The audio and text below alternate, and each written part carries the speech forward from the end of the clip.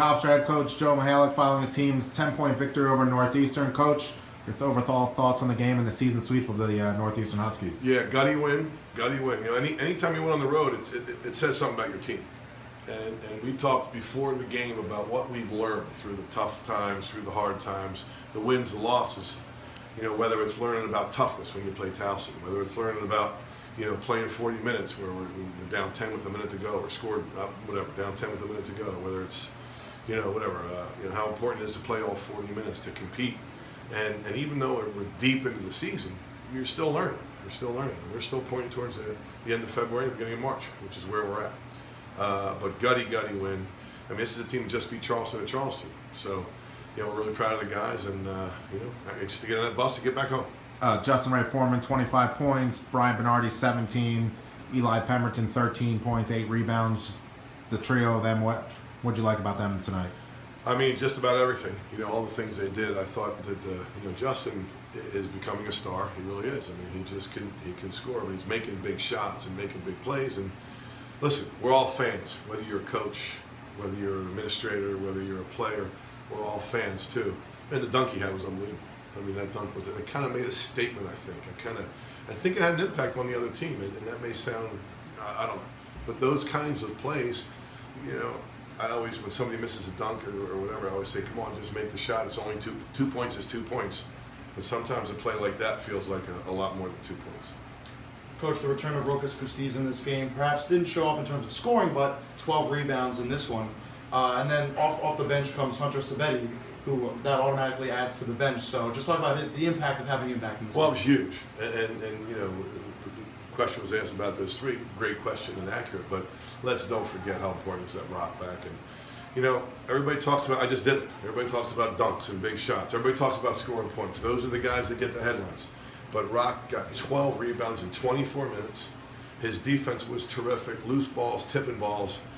It's incredible. I mean, we played without him for like 5 games. I mean, he's one of the best players in the league.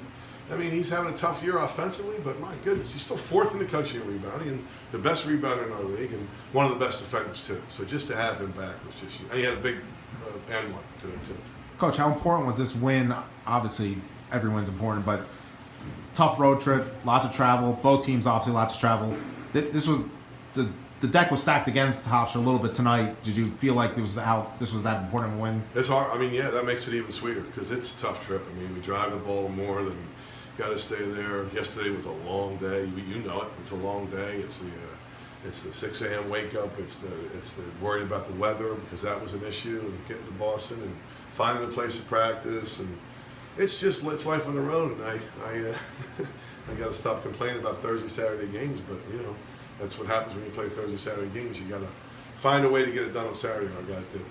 Coach, the program turned the page to February, and it's really been a page-turning month for you. You've won 3 out of 4 in February after a tough January. What has changed in the last 2 weeks to make this so successful lately? Well, you know, I don't know if any one thing's changed. I think what has happened is our guys have kept their poise and their composure. It's easy to get rattled. It's easy to, you know, to start, you know, thinking negatively. But our guys, you know, we're doing all we can not to do that. And because tonight had, you know, it had blowout written all over it because of the tough loss the other night, the tough trip, and our guys wouldn't let that happen. So I think all that's changed is our guys realize that the best part of the season can still be ahead of us and is ahead of us, and that we do believe in ourselves. We know how close we are. You know, it was a 1-possession game at Towson without our most physical guy. I mean, that was a heck of an effort. So, you know, we're not feeling down. We're not feeling down. We can't wait to play the game.